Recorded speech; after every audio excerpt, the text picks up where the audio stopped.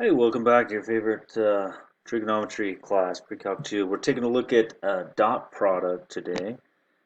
Here's our objectives. We're going to start out with the definition of the dot product. And just a little background as you're looking at this definition. The dot product allows us to calculate work in the case when the force vector and the motion vector have different directions. I'm just talking about some applications of this. The dot product essentially tells us how much of the force vector is applied in the direction of the motion vector. It can also help us measure the angle formed by a pair of vectors. We'll talk about that in this lesson. And the position of a vector relative to the coordinate axes. Okay, so this is the formula that we're going to use. It's also referred to as a scalar product, so the dot product or the scalar product, synonyms there. But let's look at this first one here. So it looks like we've got vector v is 4I minus 2j, or we can write it as 4, negative 2. So here's our a1 and b1 components. Our vector w, I'm sorry, is 3I plus 2j, or you can write it in the components 3, 2. We're going to name that a2, b2. So for part A, vector v, the scalar product of vector v and vector w would be a1, a2 plus b1, b2. So we've got 4 times 3 plus negative 2 times 2. So we got 8. Alright. And if we were doing vector w times vector v, the dot product of vector w and vector v, now it's turned around. Vector w is the a1 and a2, a1, a1, b1, and then vector, this is vector w, and then vector v is the a2, b2. So we got a1, a2 plus b1, b2 according to the dot product definition. So we got 3 times 4 plus 2 times negative 2, and so on. So that's how you take the dot product. Let's just do that third one there, where we've got the dot product of v and v. So v is 4, negative 2. There's our a1, b1, and then we're doing it with another v vector, a2, b2. So we've got a1, a2, so 4 times 4, plus negative 2 times negative 2. So it looks like we got 16 plus 4, or 20. Alright. And then finally, just to remind you guys about the magnitude, right? If we're finding the magnitude of vector v, let me erase some of this here.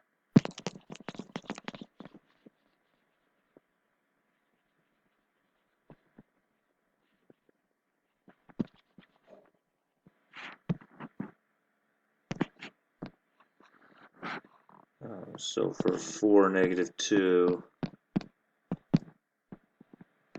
here's vector v. Remember, a squared plus b squared is the length of it, the length of the c squared, right? So 4 squared plus equals the magnitude of vector v squared, in other words, our c squared, right? Pythagorean theorem. So 16 plus 4, make sure you square root both sides, is the length or the magnitude of vector v. Similarly, if you were to do that for vector w. Alright, so some properties. If you noticed on that last page, we had v times w was 8, and the dot product of w times v was 8. So the commutative property holds with the dot product. The distributive property holds with dot product. This was just called the property of magnitude. Property of magnitude is the name of this property. And so that's just saying if I'm taking the dot product of v times v, it's actually the magnitude squared. And then finally, if I take vector 0 times vector v, I'll get 0. All right. Let's talk about the angle between two vectors. So if you notice here, if I have vectors u and v with the same initial point A, notice vector u is going like that, and then vector v is right there, right? So if I had u or v, or let me do it this way. If I have, instead of u minus v, let me think about it this way. This is the same thing, negative v plus u, right? So negative v would be this way, right, the opposite direction. That'd be negative v plus u, right? So negative v to there, and then plus the u. And so if I'm adding negative u plus v in black, that's it right there. Negative v plus u, or u minus v, right? Notice that they form a triangle. Okay, so the angle between them, theta, the angle theta at vertex A is the angle between those vectors u and v. Okay, and this is how we're going to get that angle. So the cosine of theta involves that dot product on the top over the magnitude of u times the magnitude of v. Okay, so we're going to do that. Let's find the angle for these ones here. So first thing we'd say, well, let's find the dot product. So because the cosine of theta is the dot product u times v over the magnitude, oops, that's the magnitude of u, magnitude of v, is the first step is find the dot product. So here's my a1, b1, here's my a2, b2. So the dot product would be a1, a2 plus b1, b2. So we've got 2 times 5 plus, looks like I got negative 4 times 3. So we got 10 plus negative 12. So we got negative 2. There's our dot product, u, dot product with v. Secondly, let's find the magnitude of u. So square root of 2 squared plus negative 4 squared. So it looks like we got square root of 20, or 2 root 5. That's the magnitude of u. Third thing we need is the magnitude of v.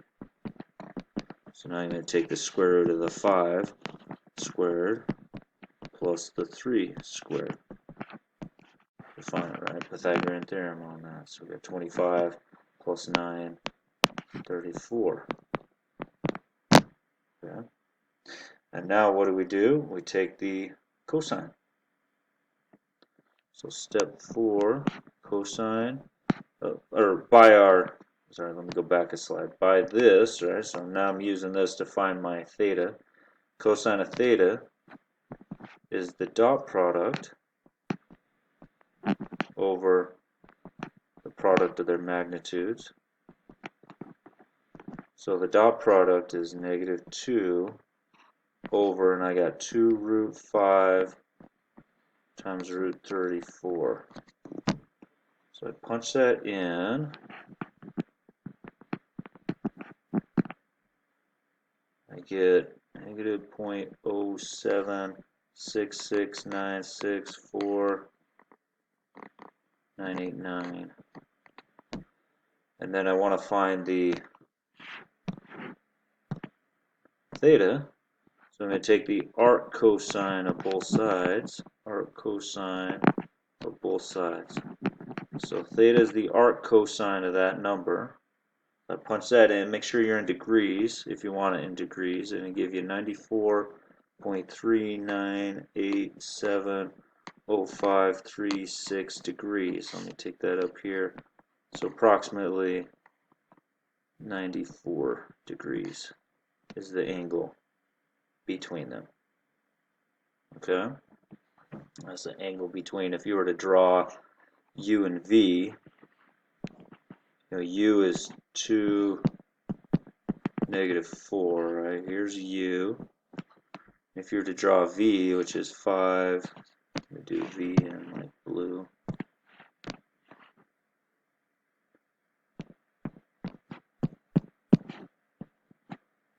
There's V. That angle between them right there, theta, is 94 degrees. Okay? Alright, let's keep going. Well, so how do you, whoops, that just shows what we just did. How do you tell if two vectors are parallel? Well, they're parallel if there's a non-zero scalar such that this is true. In other words, the angle between them would be 0 or pi.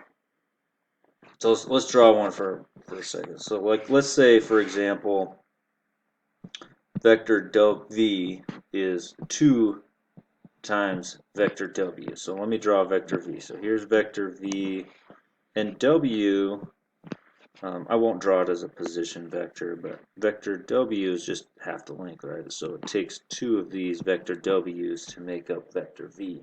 Notice they're parallel, right? And that's the property that they share, right? And if they were drawn on the same vector, right? If I took vector w and put it as a position vector right here, oops, come on.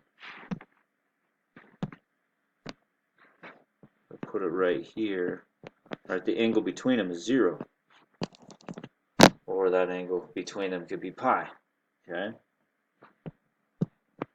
But that's got to be true. The vectors v. So let's look at an example here. Notice you've got 6i minus 3j, 6, -3, there's your vector v, and then you've got vector w is 8, -4. Now notice both of these, like half of 6 is negative, or half of it and multiplied by negative is -4, right? If I was drawing these, here's vector v, and then vector w is 8, -4.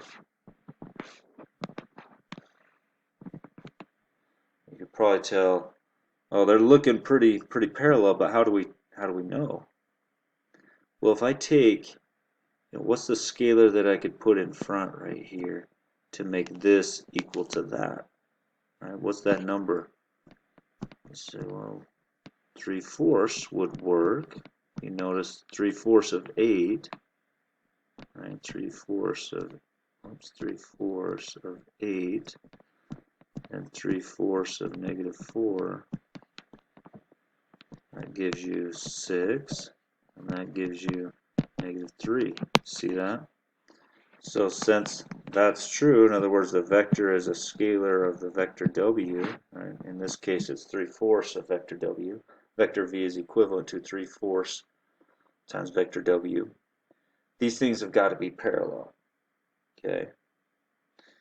And another way to think about it is, well, what's the angle? So if you were to run through their dot product and then divide it by their magnitudes, the product of their magnitudes, you'd get cosine of theta is 1. And then you'd run the arc cosine on that.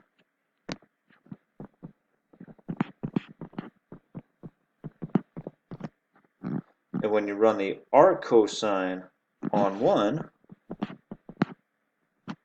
you get 0. Remember, the angle between them has to be 0 or pi, and they're parallel, right? So to be parallel, this has got to be true. Got to have a scalar, or the angle is 0 or pi if you do it the angle way. So either way will tell you, that's how you determine if two vectors are parallel. Now the way that you determine if they're orthogonal, and by the way, orthogonal means um, that they where they meet, they form a right angle, a 90-degree angle, right? If the angle theta between two non-zero vectors is pi halves, that means they're orthogonal. So when you think of orthogonal, you can think of perpendicular or normal. All of these are terms that mean they meet at a right angle. Perpendicular, orthogonal, normal, all mean they meet and create a right angle. In mathematics, it's customary to say that two vectors are orthogonal. That's the proper or preferred way, I should say, to say that. When you're talking about two lines meeting and creating a 90-degree angle, if you're talking about two lines, you want to use the term perpendicular is more customary there. And finally, if you're talking about like a line to a plane or a vector to a plane, that's when you use that term normal. So orthogonal, perpendicular, normal, all those mean is that you create a 90-degree angle, all right? So two vectors, now if you to make sense of this, we know that they're perpendicular or they're orthogonal if we know, right, like if they are creating, like let's say I've got a vector this way and I've got a vector this way, right? They create a 90-degree angle there. Well, we know that then the cosine of their angle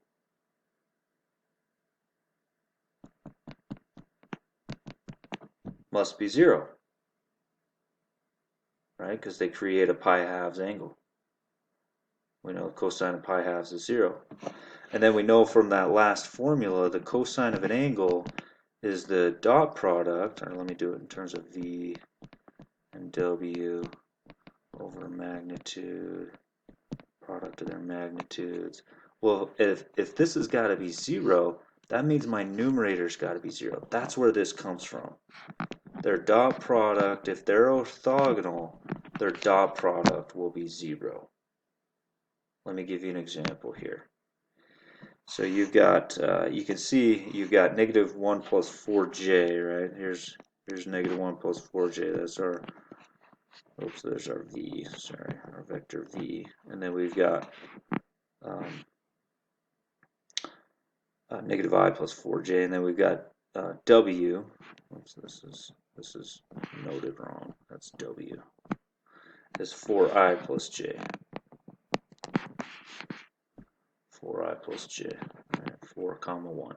Right, and they make a 90. It's showing us they make a 90. Well, if that's true, if they're truly perpendicular or orthogonal, then their dot product will be 0. So let's check it. So v is negative 1, 4. Negative 1, 4. There's my a1, b1. W is 4 comma 1. There's my a2, b2. So when I take their dot product,